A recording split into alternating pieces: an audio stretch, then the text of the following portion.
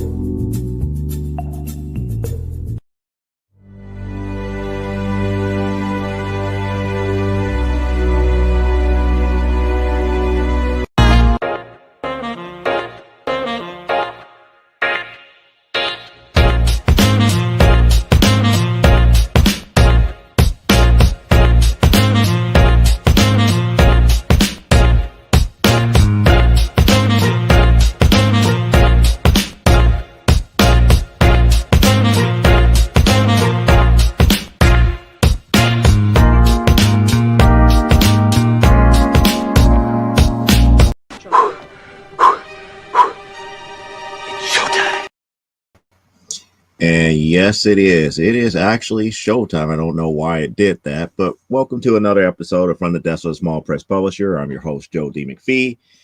And, well, this is the weekend of C2E2. And there's a few things that we're going to talk about. Why? Because this is the mid-show update. Yes, it is Saturday, Saturday after the showroom floor closes and everything. And we're got a lot of stuff to talk about here. But nevertheless, we still got to do our normal due diligence here with dealing with the business end of things, such as telling you that Stupid O'Clock still happens 1 hour into the show. If we go into a second hour, that is followed up by Last Man Standing, when you get a little bit of respite until Monday morning, where you got Nicholas Tucker and Never Mind the Furthermore. And yes, there will be a Comic Book Spectrum this upcoming Thursday at 7 p.m. Central, 8 p.m. Eastern Time. And yes, we are also going to do new comic book pickups for the week. It is done in two parts here. We are first going to do the video part, and then we're going to go into the live portion of it. So without further ado, here is the video. We're about to do comic book pickups for the week a little bit piecemeal here. Let me get the camera situated a little bit better. Okay, the reason why we're doing it piecemeal, because as we go day by day, I'm going back and forth between storage, and on Saturday, most of the books will not be here. So part one of this, we got Spider-Woman number 3 and number 4, which means that I probably got 2 full sets of it as of right now. Then Enter the House of Slaughter, the free comic book day. Another Wonder Woman 1, the DC Essentials here. And then we got a Barbie 45, a Spider-Woman number 8, another Hulk 418, and another Spider-Woman number 1. So that's part 1. More to come a little bit later. And as I said, that was piecemeal because it's part 1. That was the stuff that came early this week. This is the stuff that came towards the tail end and today. So without further ado, to finish up new comic books for the week, we got Mr. Miracle 13. And we got 2 Mr. Miracle 16, one in the bag, which is a little bit higher grade, which is definitely a higher grade copy.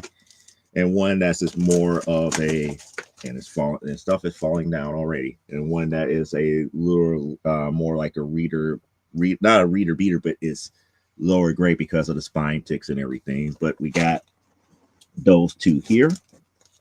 We got a Mr. Miracle 17. All of this is from the first volume of Mr. Miracle. Then we got Micronauts New Voyages number 1. This is the actual number 1 for the New Voyages. And we got a little bit of a dog ear right there, but we could get that fixed a little bit later. Dazzler number 17. Definitely needs to get pressed and everything. Razor number 6. And then from C2E2 from Street Team Studios, we got Rage City 1 and 2. That was something that came from a fellow creator. And then we got Lois Lane number 37. And we got a Whitman Wonder Woman. I forgot which one this is. This is, I want to say Wonder Woman like 240 something, but I can't remember off the top of my head because Whitman takes that information off of the issues. But this is a Whitman copy of a later Wonder Woman, I should say. And then we got a Lois Lane 64. And then from another creator, Henri Copen, who is there, we got the full set of Warline up to this point. So we got issue 1, issue 2, and the special C2E2 edition of issue number 3. We getting closer to getting the full run of volume 1 of Birds of Prey. This is pretty much I got this like for like seven issues for like $20 at a Bender booth there. So issue 20, 22, 23, 24, 26, 97, and 114. And then we also got a Red Sonja number 4, which means I'm getting close to having all of Red Sonja volume 1. We got Lois Lane 52, Lois Lane 75, Lois Lane 83, Lois Lane 97. And then we got Thing 2 and 1 again. This is issue number 88. So this is like a third or fourth copy of that. We got Return of New Gods number 13. This is more of a reader copy. And we got New Mutants number 31. The Spirit 64 from the Kitchen Sink run. X-Men number 9. Power Man and Iron Fist number 3. Young Squadron and number 1 from the Heroes Reborn, the second Heroes Reborn series here. We got New Mutants number 8. Newsstand, it looks like. A Jessica Jones number 2. And a complete run of Executive Assistant Iris. This is the all new Executive Assistant Iris. This is a complete set with other variants. So we got 1A, 1B, 2A, 2B, 3A, 3B, 4C, 4D, 5A, 5B, 5A, and 5B. Yeah, that's just weird. Oh, that's the reason why they gave me some of the first series of Executive Assistant Iris. So this 5A and 5A and 5B is from the original run. So yeah, that makes sense here. And then last but not least, to bring up the very end of new comic book pickups for the week, we got My Greatest Adventures number 84, one of the early Doom Patrol issues here. And that is new comic book pickups for the week. Not a bad set of books per se. A lot of older books, but it is what it is for right now. But I guess you guys are not here for new comic book pickups for the week for this episode here. You guys want me to talk about C2E2. Well, I don't know how to really put this. It's like most of the questions is like, well, are you having fun at C2E2? It's like, well, yes, I can have fun at C2E2, but there is a business part of me as well. And when there's a lack of sales and it's not, I mean, I don't think C2E2 is a bad show. I'm not going to say that it's the crowd. I'm not going to say that, they don't have things set up or there's a change of generation or all this other stuff. Why? Because sometimes the best laid plans just go awry, period. What do you mean by best laid plans? Well, here it is, people. There is issue number 5 of Primetime Saturday Night. We got it out and ready for C2E2 as promised. We had people asking about Sage coming into the fold and having her actually wrestle because she's actually been in a lot of our advertisements, but she has not been in the ring for the series as of yet. So she makes her debut in this issue as a part of the tag team called the Nature's Disasters. And we had very high hopes for it. And then we also released the foil variant, the Slamazon AWF champion silver foil variant as well. So we had 2 brand new things here, and we was hoping that the fans of the Primetime Saturday Night series would come out and show their support and everything. And then on top of that, I did 4 whatnot shows while on the showroom floor. So when I look at these types of things and look at the final outcomes of it, it gets kind of messed up. Why? Because one, with the whatnot shows, with the 4 whatnot shows, we didn't make one sale of anything that was a CGC Studio stuff. And it kind of makes me wonder because we did these shows telling people we are not selling stuff from the normal collection, which means that my normal, collection, which means that we're not doing Marvel, DC, Image type stuff. We're doing the creative own stuff, the stuff that I've been making. And it just seems like there's just no interested parties there, despite the fact that it's at C2E2. And we had C2E2, our C2E2 variants and all this other stuff there was showing it on whatnot. No interest. The show itself is kind of like hit or miss. It's like you got people who come up and take a look at the books and read, flip through the books and everything, but nobody really buying.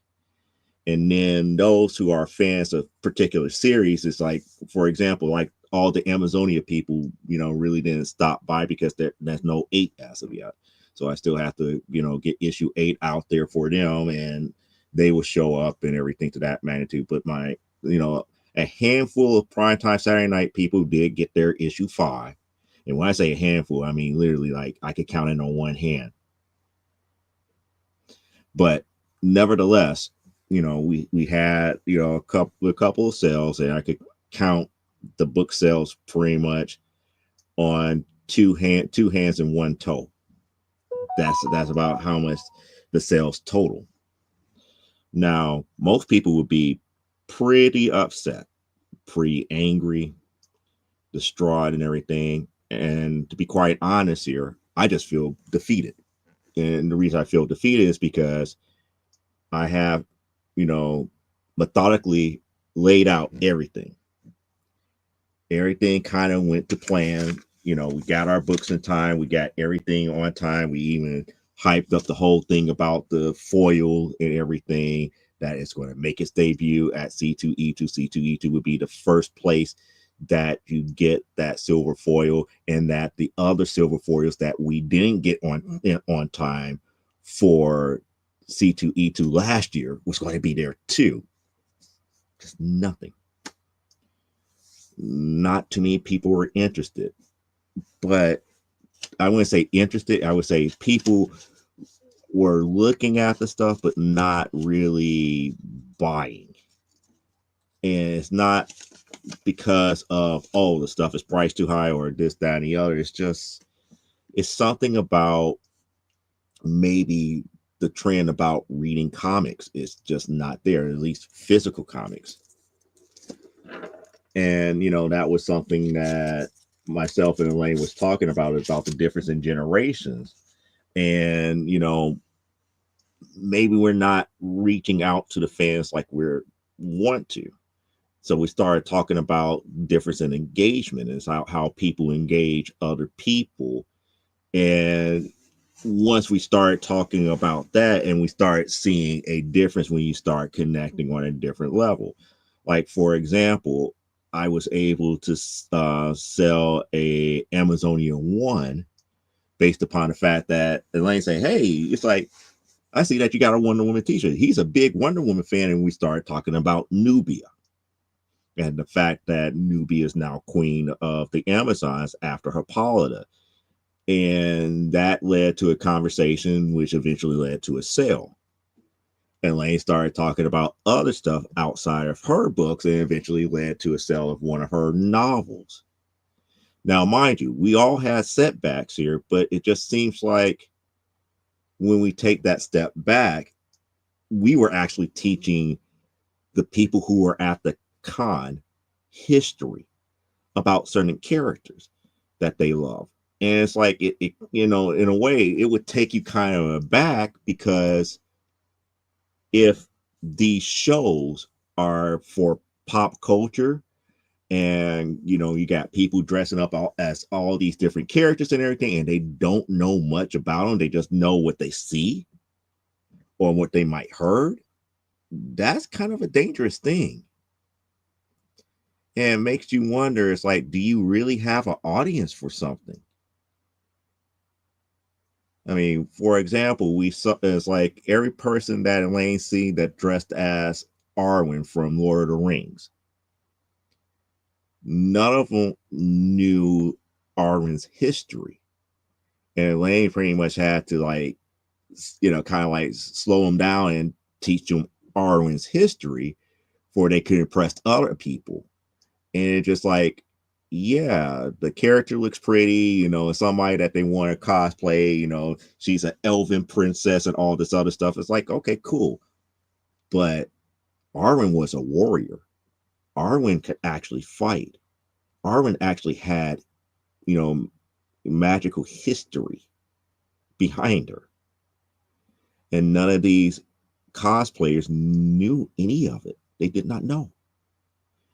And I'm truly beginning to believe that maybe we're getting away from the basics.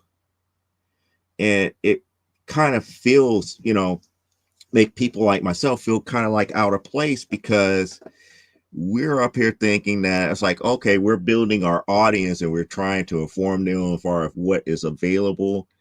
Yep, I see that you're here. We're trying to, make them aware of what's available and to get feedback from them on the products that we make and get their true opinion about what they read. And a lot of times they might not just be reading. They just might be collecting, meaning that I got this issue, now I want this one, but they haven't read the content that's in there because of the simple fact that I'm just collecting. I just want to have it just to say that I have it sitting right there, and everybody can see I have these books.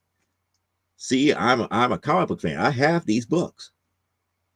But nobody is really kind of like reading where we could share in the merriment a little bit deeper.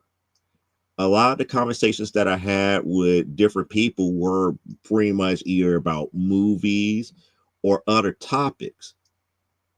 And it drew them into what I was doing writing wise, but at the same time, it felt like we're connecting on a different level. You're becoming more of a fan of me, but I also need for you to become a fan of what I produce as well. And we also need, people to become a fan of Elaine's and be a fan of her novels and comic books and graphic novels as well. It's not just, I don't know. It's just weird. Elaine and I have lived through comic book con eras where back in the day, it was all about who was there, which creator was there. If let's just say Chris Claremont was there. I have my Claremont story that I always tell and everything. Peter David, that's another story that I haven't told many people. The Terry Moore story is another one that I haven't told a lot of people here. But there, back in the day, back in like the 80s and 90s, those known names would come in and they would, do meet and greets and talk to different people. Like Dan Slott. I have stories about Dan Slott, because of when I first came in, with Amazonia #1, with the first printing of that and everything. That was still during a time where Wizard of the Coast, when they was doing Wizard World Chicago, would still have the creators meet up. So they had like the pros and the independent creators have a mixer, and I attended the mixer, and it was like one of those things that it kind of like led to those who are established to get to know those who are up and coming without feeling, out of place. Now I haven't seen Dan Slott in a long while, and he probably forgot about the Amazonia books. I think the last issue of Amazonia that he got was issue 3 or 4. And we're almost at 8. So he's like 4 issues behind, but he liked what he saw. He saw the potential there. So that was kind of like one of those things that really kind of solidifies back in the day as far as where things were going, because people were heavy into not just of the making of it, but there was readership and people were bonding over stories and about how they were told. Let's fast forward to like 2015 and beyond. It's no longer about who's creating it. It's more about the imagery and the branding. Everybody knows Batman, but not everybody knows Batman's history. Everybody knows Spider-Man, but not everybody knows Spider-Man history. You got people dressing up as Harley Quinn, but not everybody knows Harley Quinn's history. And it's kind of weird in that aspect. And since everything is moving from the source material that's in comics to what is being seen on television or in the movie theaters or whatever is on the cell phone via YouTube or via streaming via Netflix or Disney Plus, there's a gap of knowledge that can't bring fans together. I mean, the perfect example is what I just mentioned about what happened with Elaine talking to everybody that was cosplaying Arwen. Nobody knew Arwen's history, especially her lineage. And she was up there, it's like, none of these people read the books. It's like, I looked at her, it's like, when was the last time that you heard a lot of people talking about, I read X, Y, and Z of Lord of the Rings? Not too many people. And it's I won't say it's a generation gap, but I believe it's an audience gap that is there. That the audience focus have changed. People know IPs, but people don't know history. Now, the question here is, do they really care about the history of the characters that they like and the stories and how they came about? And when I say how they came about, I'm talking about the actual contents that's in each issue or each novel or each, short story that these characters are coming from. Because if they're waiting for these things to come out on the big or small screen, they're not getting the pure, unfiltered story that born that character. Now, granted, me as a creator, when I see this type of stuff and you're up here trying to get people to buy in your work, it's disheartening. It gets disheartening. You get discouraged. And it's hard to stay positive at that point because, it's nature. It's like, man, I was like, I'm, getting hammered, I'm getting hammered real hard because people are not interested. And it's not that they're not interested, it doesn't grab their attention because it's reading material as opposed to, oh, here's a DVD or a Blu-ray. I could pop it in my player and watch, or my PlayStation 5 or my PS4 or my Xbox and watch it. Or, oh, it's not on YouTube. I don't have a link. I could go and watch it. Or it's not an audio thing where I could listen to it. I don't know. It just makes me wonder if reading is a lost art, or if people are just more into other aspects. I know there's always been talk about, why manga and anime is slowly taking over the younger generation. Now, people are up there, it's like, oh, American comics this and America's comics that, and blah, blah, blah, blah, blah, blah. But take a second here. I'm going to take a second and I'm going to talk about that because we need to take note. One of the things that I can honestly say, the difference between American comics and manga, it's not about presentation. It's not the fact that it's in black and white. It's not the fact that, the format is different or anything to that magnitude. The major difference between American comics and manga is that manga their stories appeal more to the common nature of things here. There's a manga about tennis, there's a manga about bowling, any topic, there's a manga on it because they take, everyday life. It's like slice of life comics here in the US is a hard sell when we try to tell those stories. But when you go to a manga, it makes sense. It is written in such a way where it makes sense here. And like I said, it's like I said earlier, fan needs to mature beyond their introductory material. And that's the whole thing. When we were introduced to certain things, we were flooded with different avenues here. We didn't get like, I'm going to go all the way back. It's like 1964 Fantastic Four cartoon specifically said, based on the characters from Marvel Comics, people could go out and get the Marvel Comics and it was almost like, it was almost one-to-one, but it wasn't. It was close enough to the comic where people could go back to relate to it. Fast forward to now, the stuff that they're writing in comics is not what they're seeing on the screens now. They're two separate, almost literally two separate versions of the character that has no commonality whatsoever. And I believe you're 100% right on that. Most of the audience is not maturing because of the simple fact that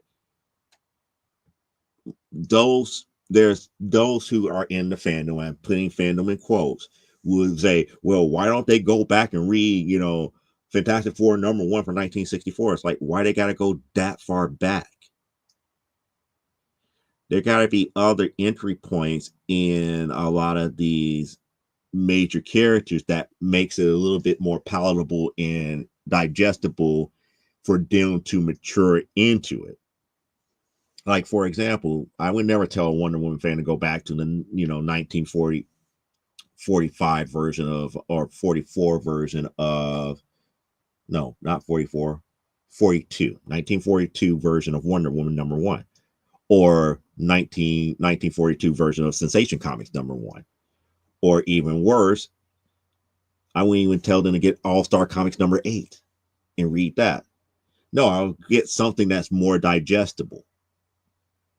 Probably start them off with, not the Tom King series, but the series before that, maybe somewhere like at the #1, or starting with Rebirth #1, or somewhere in the middle of volume 5, somewhere in there, because that way they get an idea of what the current modern Wonder Woman is, as opposed to what I grew up with, what you grow up with, and we slowly get them involved that way. We don't have to force them into all the older stuff here. We have to get them to the point where they understand what the character represents and how it impacts the bigger mass media. That's one of the reasons why I truly feel that a lot of people are missing the boat of why Miles Morales is so popular now, because he was an interesting character. He literally had the mantle passed to him, which means that technically he is supposed to be the next Spider-Man. But now, what is Marvel doing? They introduce another Spider Boy, they introduce another Spider Girl, they're introducing all these other offshoots of the Spider-Man franchise, and leaving those that have established, like Miles Morales, to the wayside, or people like Jessica Drew to the wayside, because there's so much that's already been written about it. Do we really need another Spider Boy? No. Do we need another Spider Girl? No. You already got characters that are there, but they're, tossing things out there, hoping that something sticks because they want to see if there's going to be readership. But the thing about it is, when you have people who are in accounting and marketing that is there, and they're not working and letting the creatives do their job to build these characters up and to make them likable, they're kind of shooting themselves in the foot here. Yeah, Spider Boy sucks. I said it. I kind of felt that, because to me it kind of like it was more of a marketing ploy. All this stuff has been more of a marketing ploy, because why would you need a Spider Boy? And then it's like the whole thing that Spider Boy is kind of sprung up was the fact that, look at how he's dressed, look at the gym shoes that he's wearing. He's going to be very, very stylish. It's like, okay, he's stylish, the costume is stylish, but we got Miles, we got Peter, we got all these other people that have worn the costume. We still got so many other people that can bring that Spider-Man franchise to a better place. We don't really need a Spider Boy. I mean, it's just, it's kind of, and like I said, it's coming back all the way back to what we were talking about, maturing the already their audience. We're getting introduced to it. Well, those who are not invested in comics are getting introduced to so many different characters, but yet at the same time, they're not being established enough where people will go out and buy it. You got people dressing up as these characters and cosplaying and doing what they can to show their support, but they really don't know the characters all that well. And that is not a good thing for the industry itself. And it also makes creators like myself have a harder time selling IPs that they're developing, that, like I'm developing, that has lore to it, that has deeper lore than what they're coming out right now, and trying to grab those people's attention long enough to get involved and to get invested in it. Because if it's not something that catch their eye right away, where they could feel like they could cosplay and feel like they are a part of, it's just not going to be there here. The only time Spider Boy 5 was when Jessica's baby, who that is true. That is true, because Jessica Jones did have a son. The mantle of Spider Boy could have been passed to him, but again, we don't have we don't have true editors anymore. We don't have editors that control the creative aspect anymore.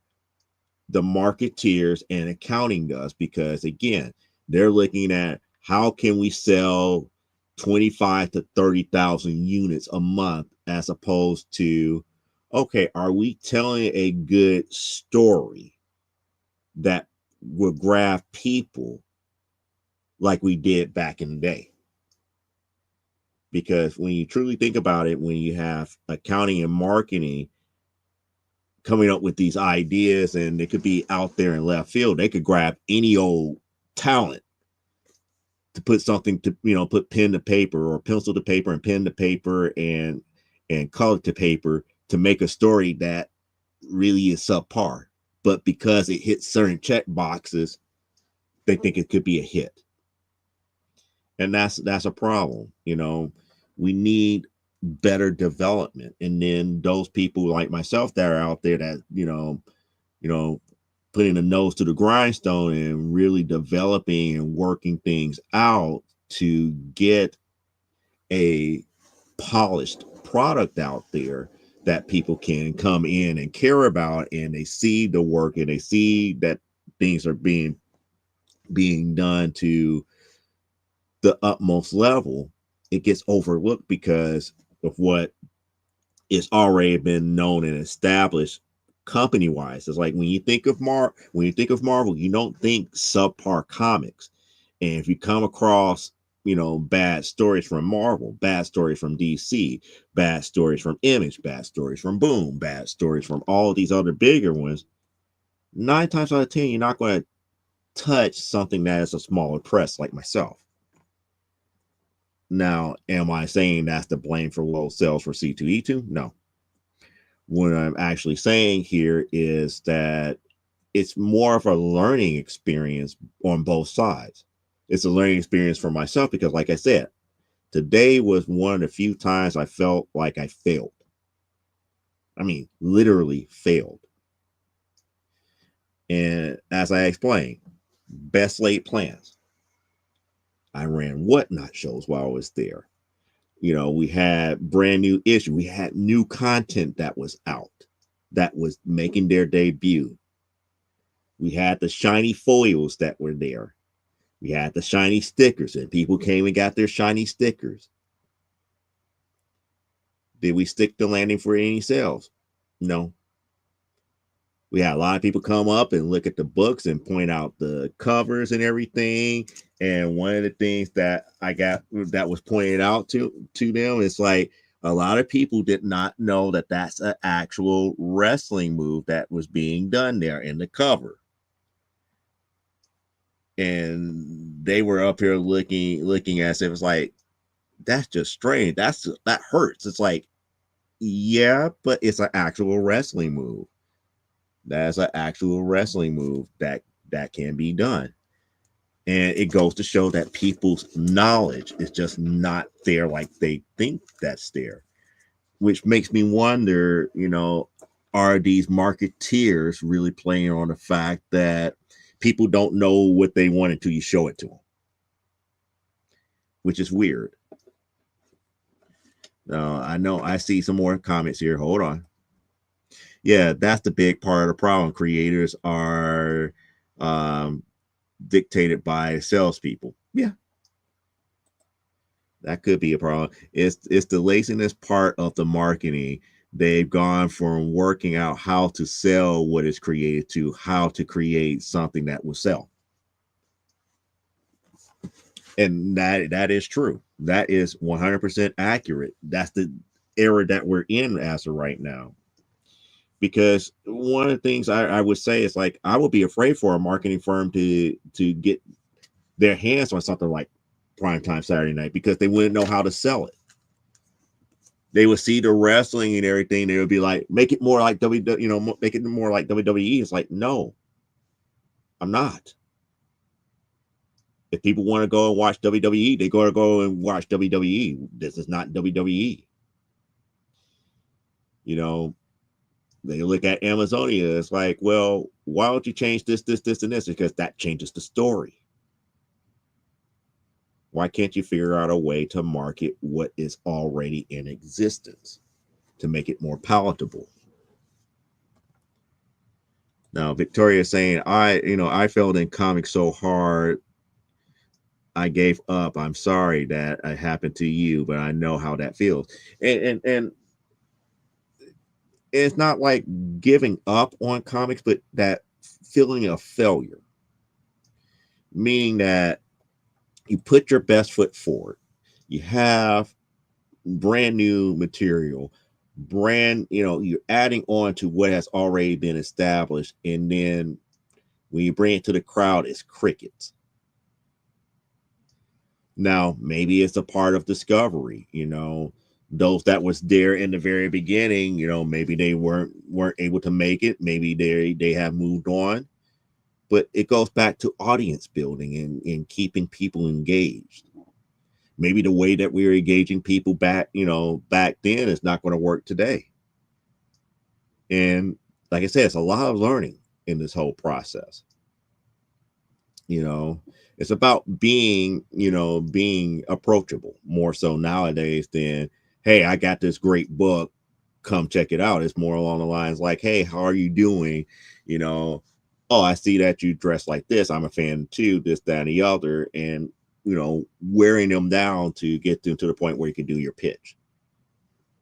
I'm not one of those really big on pitching and being the whole, hey, smarmy. It's like, hey, get them over here. It's like, hey, I'm more along the lines like, it's like, hey, I know that you like, I see that you got a wrestling book. It's like, yeah, I'm a fan of wrestling too, this, that, and the other. And we have a couple comments about wrestling, but I will get to the book. My focus is what I'm trying to put out there for the book. And it's been a wild ride, but it hasn't been the most encouraging ride. When you go to major shows like this, and back in the day, it's like when I used to sell maybe 40, 50 books, 60 books, 100 books at a show. That was something that's worthwhile. And then you come and, as the years go on, you gain to like, hey, I'm barely selling 5. You kind of go, what am I doing wrong now? We're continuing the story. What am I doing wrong?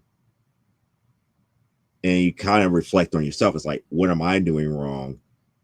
Where am I not seeing, what I'm not giving to the fans or to the people who have bought prior? And a lot of times it's not something that you're really doing wrong. It's just a time of discovery. Maybe it's just not the right time for that. Sometimes it may take, a couple of months or two and this, that, and the other. But I know after C2E2, it's like I have to put issue 5 out there on the website. I still have to get the books onto like Comixology and Global Comics and the digital version. Well, I might forego certain things, but we have digital versions of the books in like 3 different places. Maybe we need to stop doing that. It's certain things that I'm trying to get to the point where either people come to us or we're going to have greater distribution. Greater distribution meaning that we're going to start having our physical books distributed by some place like Penguin and stuff like that. And we're getting, and according to my plan, we're getting closer and closer. We're inching towards that goal where I could now say I'm ready to pitch to a distributor, because we have enough books in all the titles. If they decide to pick up one or multiple, they could go a whole entire year before ever asking us for a brand new issue, right off the top here. A lot of people follow influencers. I will admit there are artists I follow in part because I respect their opinion about particular art supplies. And that's true. That's one of the reasons why, From the Desk is so important. And people are up here like, well, why don't you miss an episode? People will understand that you was at C2E2. It's like, yeah, I'm at C2E2, but it's about consistency. People get used to every Saturday, Joe is on. Every Saturday, we get to have these conversations about comics that is very intriguing. And it's not about him telling me what to feel. I can actually voice my opinion. We could actually talk about it. That's what a true influencer does. They allow others to have a voice. I'm not somebody's spokesperson. I'm not here to tell you what you need to like. I'm just here to kind of help you guys sound off as far as what is really going on and how you actually feel, more so than anything else. But I also note that I have to come to trust their opinions because I could respect their experiences in the field. Exactly. And coming back to that, that's one of the things that, I'm up here is like, when it comes to you, Elaine, it's like people don't really know how much you have done in this industry as far as, the screenwriting aspect here. A lot of people that I work with that I truly respect are ones that most people don't know their full history as far as what they have done in the industry. And it's weird. And it's very weird in that aspect. Just like a lot of people don't know that I have done articles for Comics Unlimited, which is distributed across the world. I have at least 5 articles done through that magazine. Am I a trusted source for some things? I wouldn't consider myself that, but I know that I do my research and I do know what is going on, and I do have my opinions about certain things here. But I would not say I'm a go-to source because there's a whole bunch more people that are a lot more knowledgeable about this type of stuff. When it comes to like the grading and investment, I'm the last person you want to come to because I believe in preservation more so than investment. But I talk to a lot of the investment guys, and they kind of help me understand their point, and I kind of help them understand my point. And I never say that one side is right or wrong, because what works for them works for them. And I get a better understanding of why it works for them. Now, the one thing that, I kind of wish that there was kind of solidarity on is when it comes to distribution of actual physical comics. It seems like everybody is cutthroat, want to be cutthroat, but at the same time, there will be the first person to ask you, hey, buy my book, but I can't buy yours. If we all are equal members at the table where it comes to access to everybody, it wouldn't matter. It wouldn't matter, meaning that I shouldn't be forced to buy your book as a fellow creator just for you to feel like, hey, I'm accomplishing something. Why? Because we're going after the same people to read our material. Some people are going to like what you do, and some people are not. But the key thing here is, once you find out what somebody truly likes and you know that they might be interested in stuff, it's nothing wrong with pointing them and say, hey, if you don't like my stuff and you're more into like the sci-fi horror, try Elaine's stuff. Nothing wrong with saying that. But you'd be surprised at how many creators that won't do that. Not at all. It's be like, buy my stuff, I don't care about yours. And that's not cool either. That doesn't really set well. But so far at this point, C2E2, these last 2 days made me feel like I failed. Not because of not putting in the effort to get stuff out there. It's just more along the lines like, with all the planning and preparation, something was missed, and I don't know what it is. Is it something that was wrong with the show? No. Is it something wrong with the people? Probably not. Because that was the first thing that I was was saying to Elaine. It's like, maybe it's just something about the Midwest. Because I know if I would have gone to like a New York, I would have a lot more people looking at the books and a lot more people asking about the comics and what is in the actual content in it. But the sales probably would be right about the same, right about the same what I'm accustomed to. Is that a good thing or a bad thing? I think it's neither nor. Because I'm so used to consistency, it kind of takes me aback when it's lower than. Because when it's lower than, it automatically puts me in a state of, what am I doing wrong? What am I not seeing? And maybe I'm not doing anything incorrectly. It just could be the timing. And like Elaine said earlier, it could be the audience haven't matured to the next issue or where you're currently at. Now, let's say if I make it to the point where we start getting the stuff distributed in comic book stores, we will have a lot more eyes on it. But then now I will have the other headache, which is now I have to approach comic book stores to find out from them what their clientele really wants. Like for every place that buys, let's say primetime Saturday night, I have to find out, hey, what does your primetime Saturday night readers actually saying about the book? You know, are they digging it? Are they liking it? What they don't like about it? You know, what specifically they're not liking about it? Oh, they hate this character, but they love this other character. All that stuff goes into building that franchise to its utmost potential. But you have to slowly grow into it.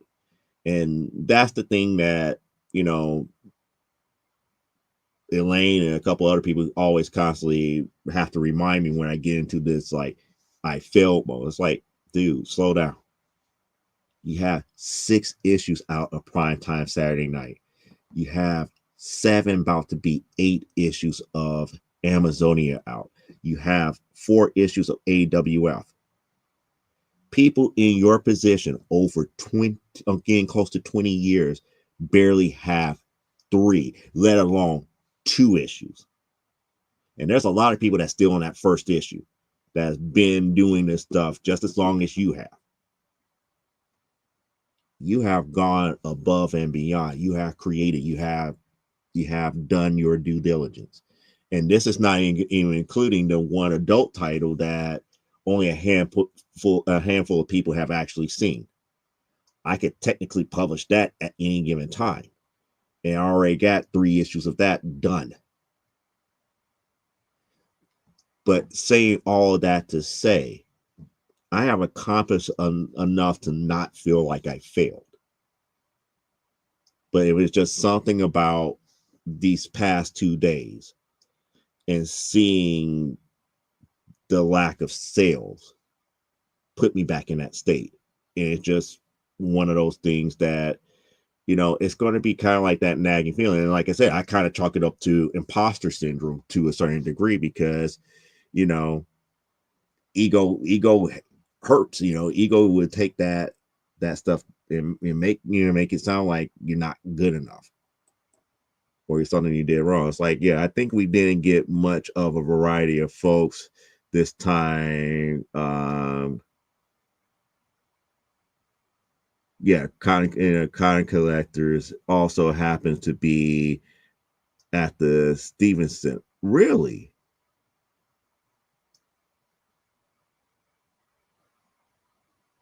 There is another show that's in Rosemont this weekend, because I think that only happened one other time where they had another comic book convention out there in Rosemont at the Stevens Convention Center out there in Rosemont.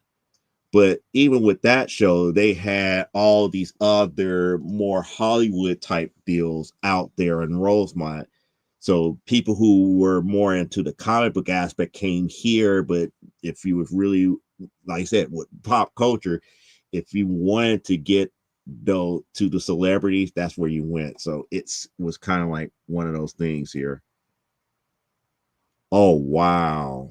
See, I did not know that. I was not paying attention. I was not paying attention to that.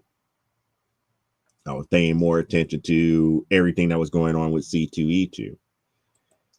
But then again, I should have known about everything about what happened with Whatnot over the past 2 days here.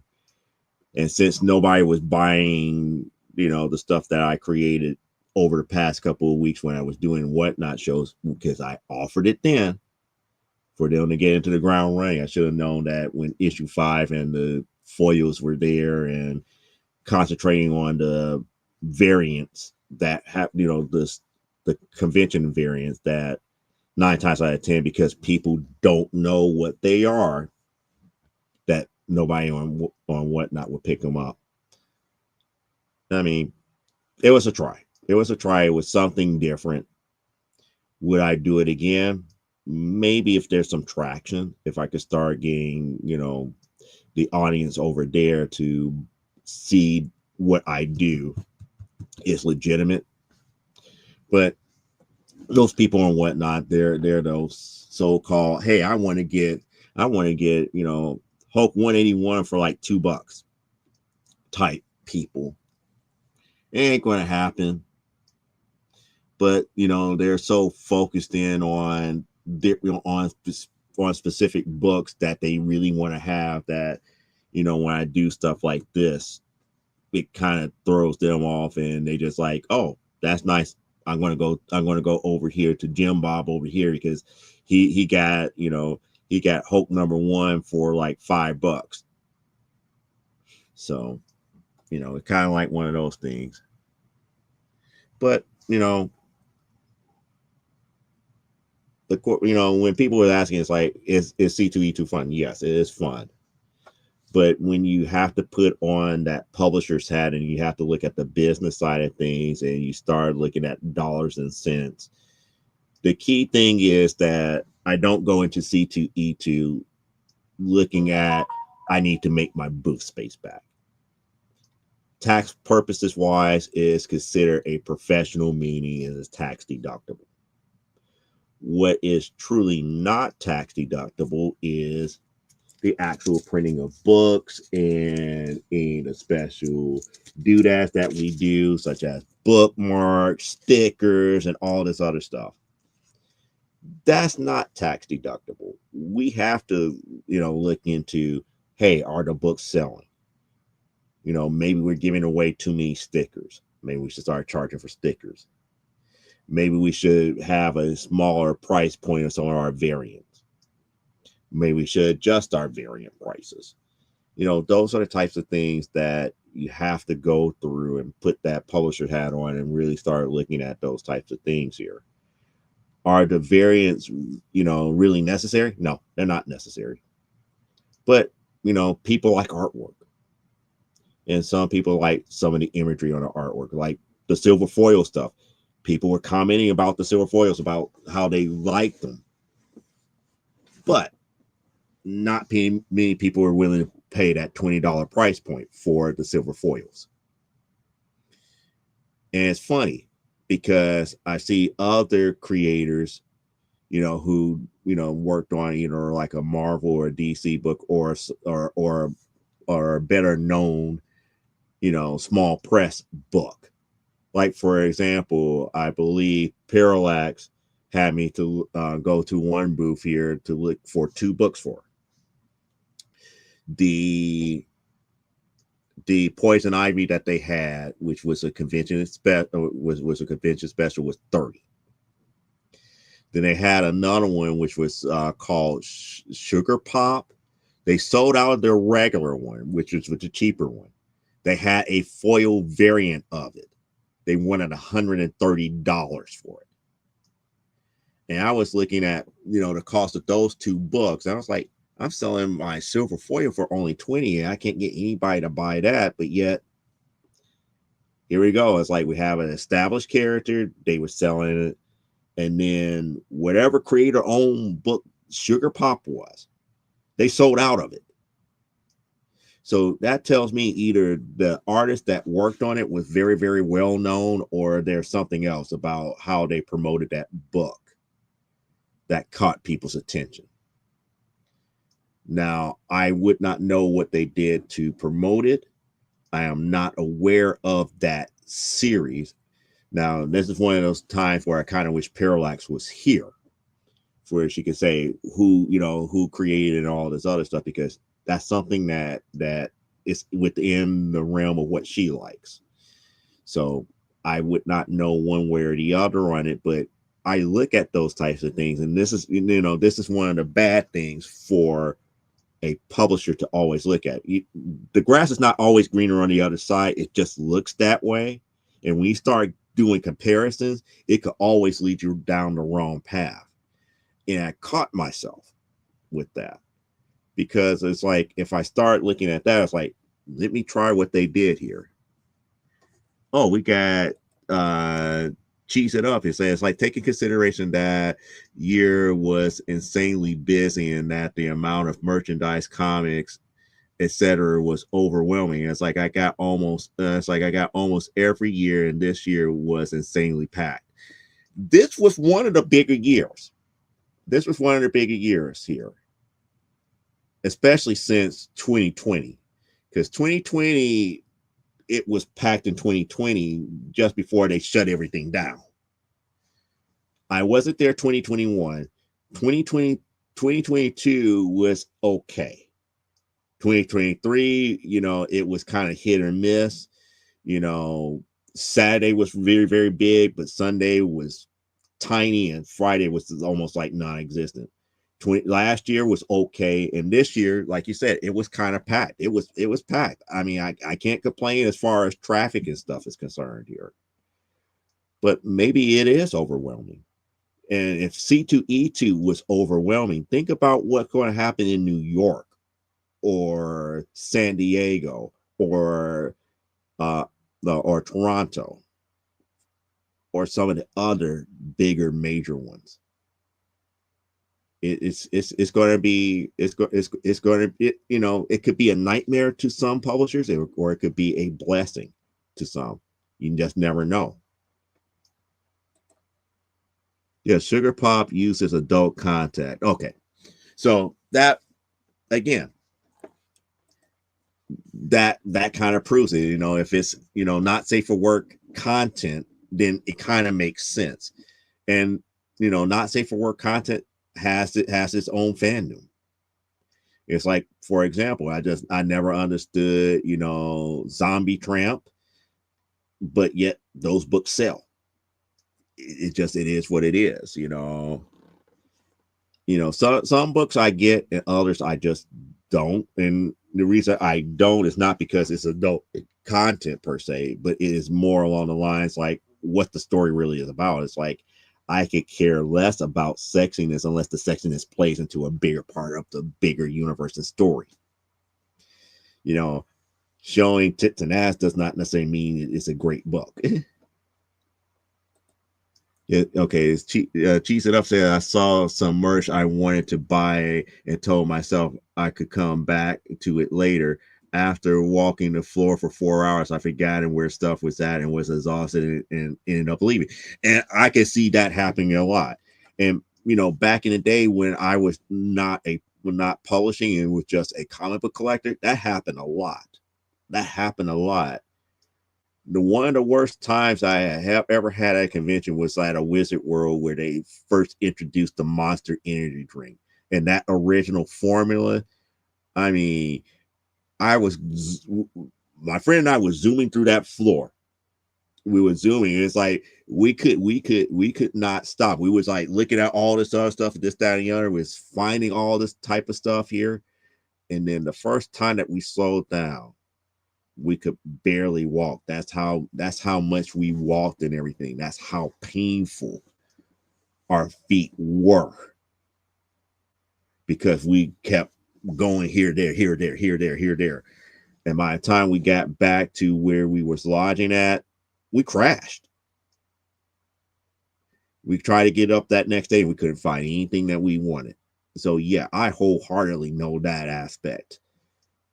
That happens way too often here. And I do understand that aspect. And that's why, us as publishers and creators, we have to try to make it easy. Try to make it easy for people to remember exactly where you're at. It's like, remember, have like the bookmark with the booth number on it, where we could put a booth number on it, or where you could get it on a website or something to that magnitude, just in case you forget.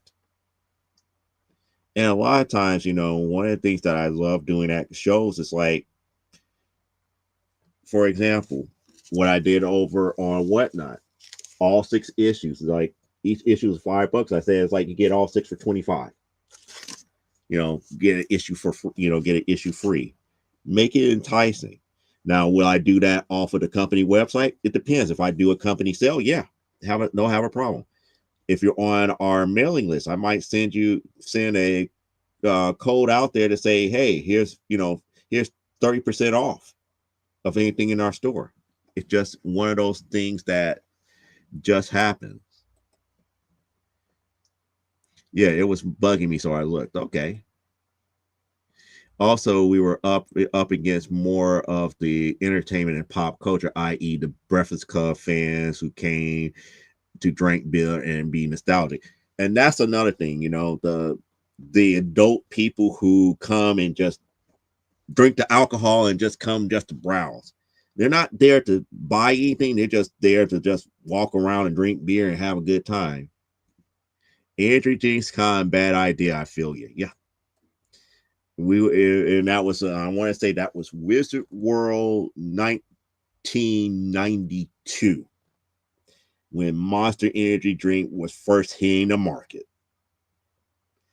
The cup was no bigger than that. And they were just stacking them up for people. It's like, you want some? You want some? You want some?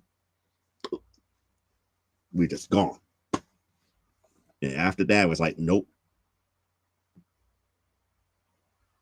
Serving bill doesn't help either. Yeah. I think they had 2 or 3 beer vendors. And they had right there towards the center back. It was an area where people could sit and drink. In a way, that's not a good thing for a sales floor per se. Maybe for a VIP section, yes, but general sales, never a good thing because people and alcohol leads to mixed results. That's all I want to say. And no, that was one of the reasons why they stopped doing it at Wizard World back in 94. Because there were fights that happened when people got tanked up.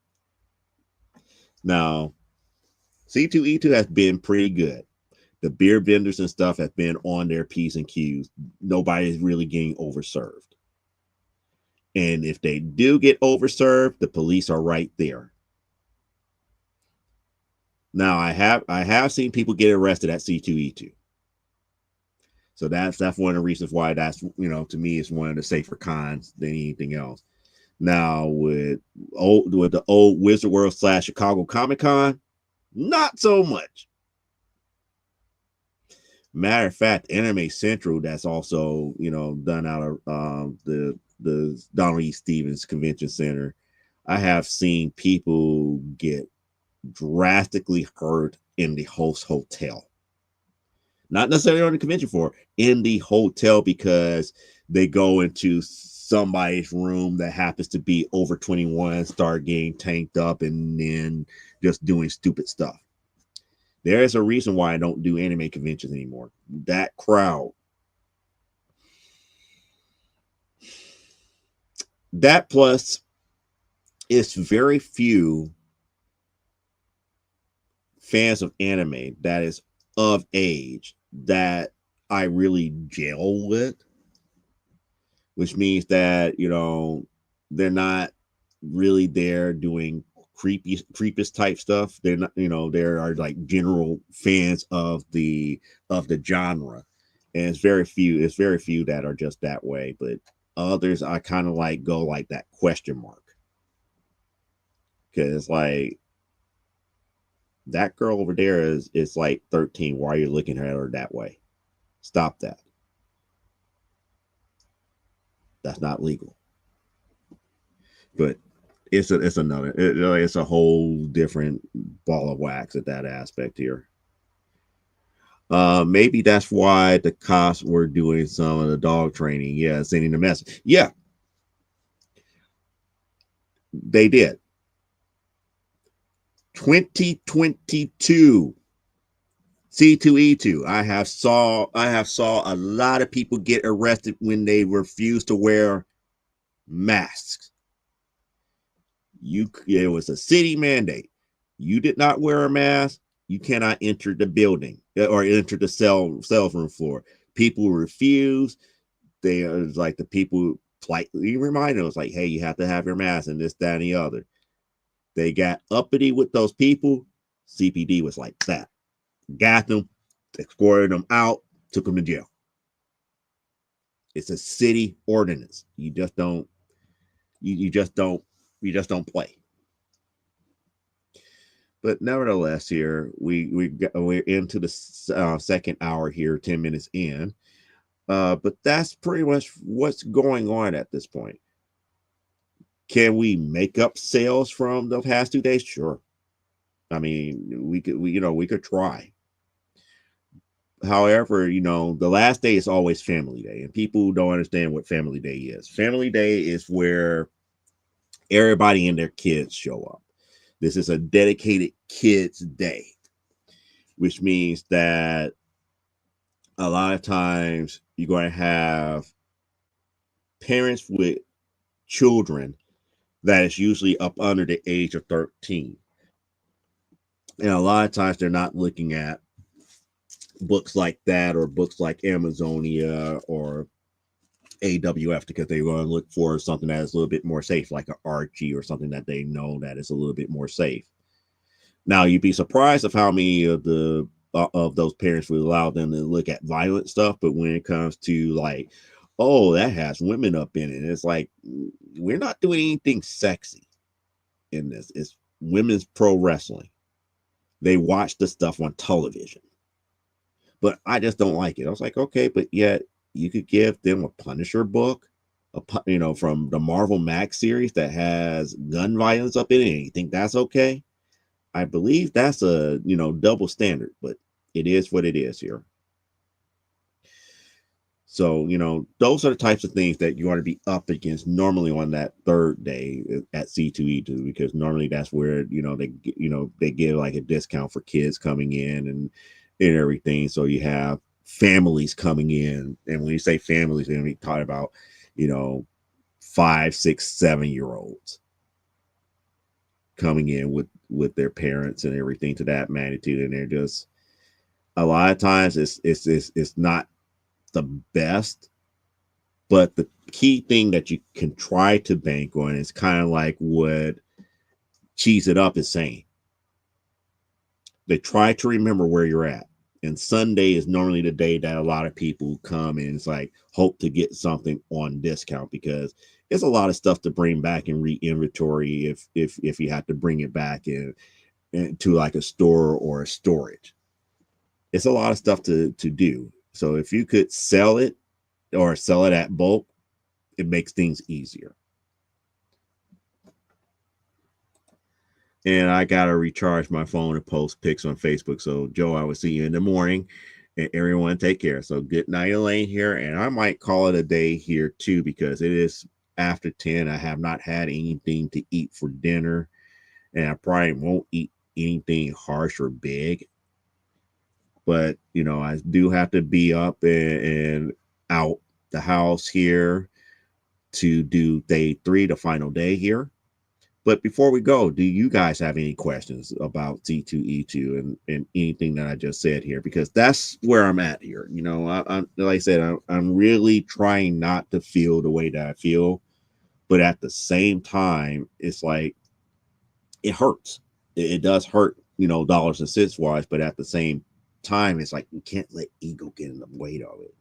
You have to always be logical and sensible about it. If the sales are not there, the sales are not there. But what more can you do? You shouldn't blame the show. You can't blame yourself. You can't blame the people who are there. It's just time and opportunity.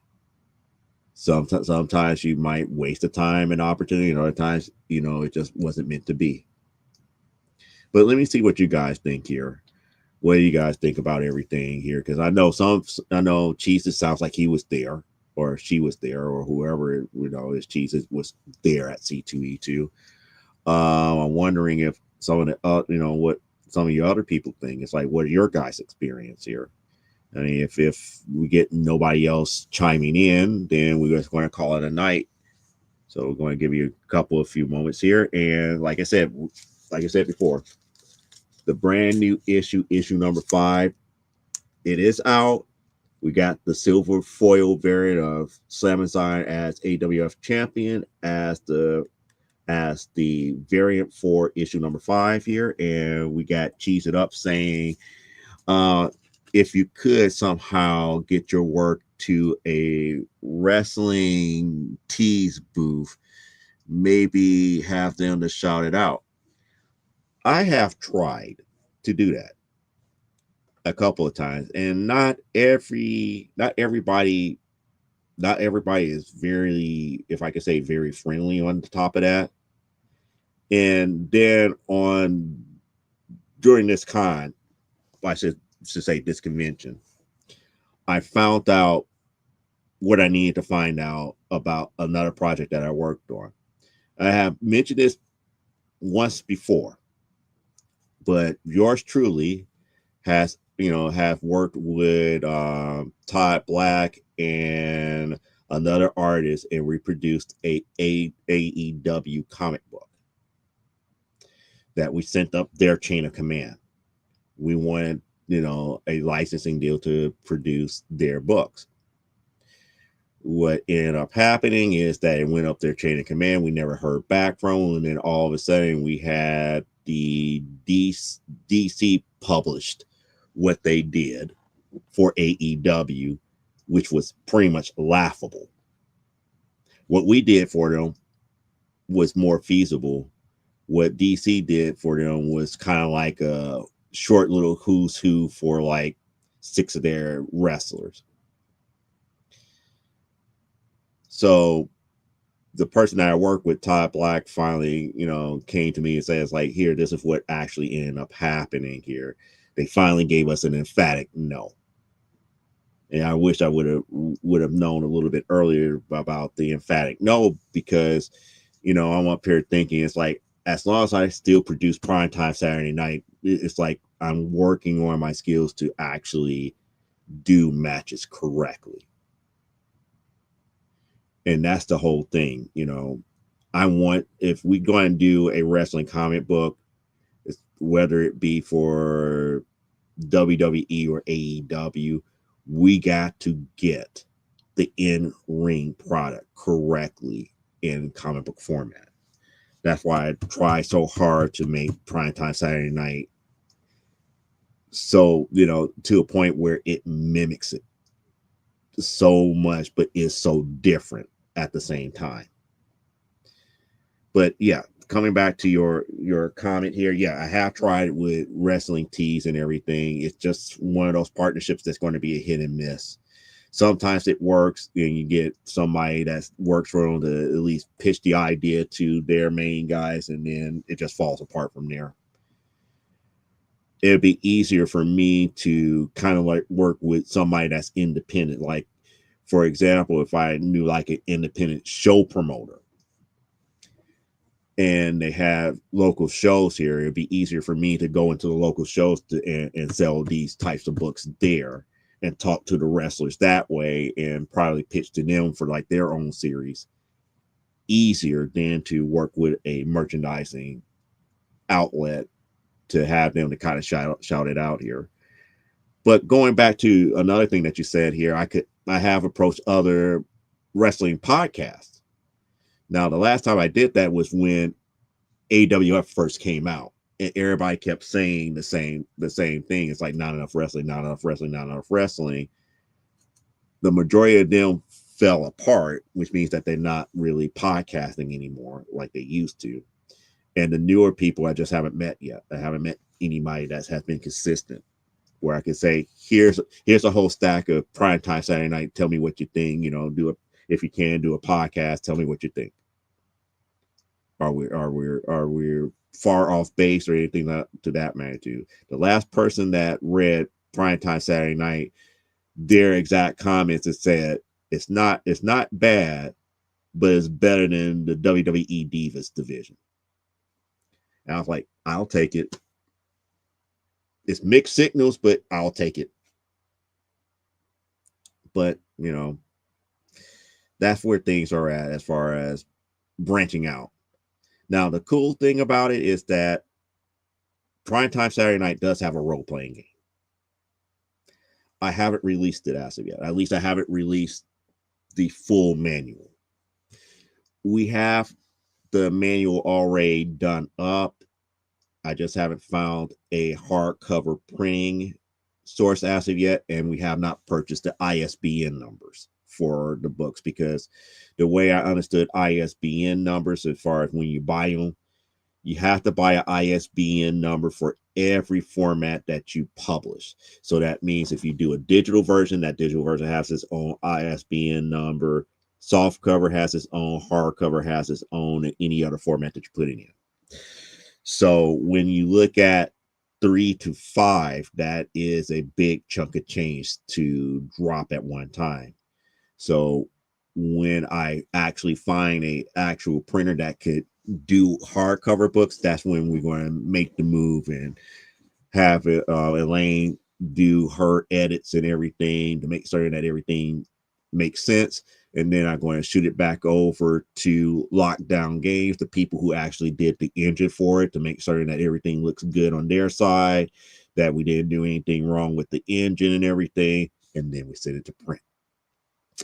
And when we send it to print, are we going to crowdfund it or not? That's going to be the $1 million question. My feelings about crowdfunding right now is not the best. It's not the best. It's a lot of work to crowdfund.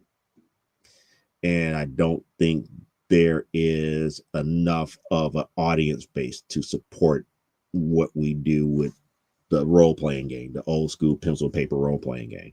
I know there's a lot of gamers out there, but getting to that point and reach for crowdfunding, that's a big ask for those that are on our mailing list. And it's no guarantee that randos that frequent places like Kickstarter and Indiegogo and a couple other places would join in. Yeah, crowdfunding is a major headache. It isn't.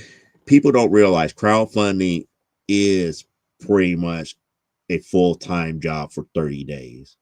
If you ever want to know what marketing campaigns are really like, do a crowdfunding campaign, because you hit every aspect of marketing, from setting up your original pitch to set up, your display images, your concise detail as far as what people are getting, your price points and everything. And then after you do that and go live, you have to be on top of it with advertisement each and every day. You will be talking until you're blue in the face about that product. And you have to come up with different things, because you can't just be like a broken record. Crowdfunding is not easy, but a lot of people make light of it, and they feel that, oh, I could make $20,000 easily on crowdfunding. Guess again. If you're not set up properly, you will not make the money in crowdfunding. That's one of the reasons why I kind of get to the point where with the comic books here, if I could avoid crowdfunding, I would avoid it. With Primetime Saturday Night number 5, I didn't have to crowdfund to get what we need printed for C2E2, so I we forego that. With Amazonia 8, we might be in the same position where we could just forego crowdfunding and just get what we need printed. But crowdfunding is what it is. I'm not saying that don't do crowdfunding, because crowdfunding is needed, especially for brand new out of box product.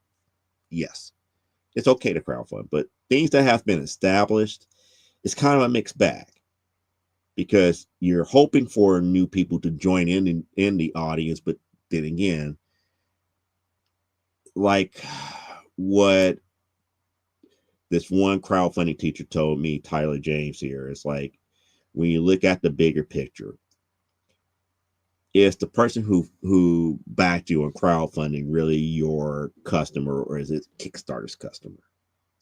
The only way that you truly know is if they will go and be able to follow you on your company website and buy things off your company website, or come to like a show that you're at or something to that magnitude. If not, then they're pretty much guaranteed that they're going to be on Kickstarter, and it really is Kickstarter's client. And if Kickstarter goes away, so does that person. But it's just the name of the game here. The name of the game is to get people to follow you and your product to where you have it stationed. So on that note, I'm not certain if there's any more comments here. I'm going to wait maybe a couple more moments, and we're probably going to call it a night, because I definitely want to get some rest here for Sunday and probably grab like a quick little snack here just to edge off the hunger.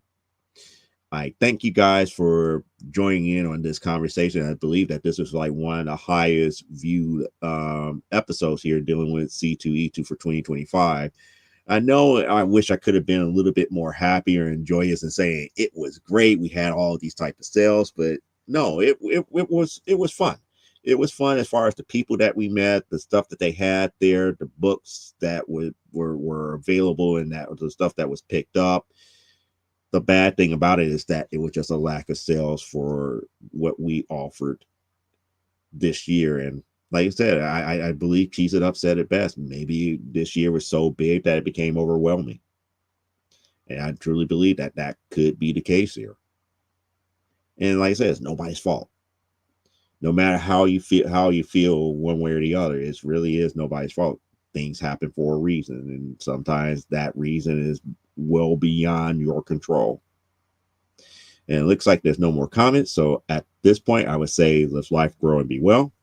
I will see you guys here next Saturday, if not this upcoming Thursday, for Comic Book Spectrum, where we'll be back on our regular schedule here. So until then, see you later, and we're out for another week. Have a good rest of your Saturday if you're in the central time. Well, actually, everybody, because it's only 11 o'clock Eastern. So everybody have a good rest of your Saturday, because I didn't go over the 2-hour limit. So see you next week.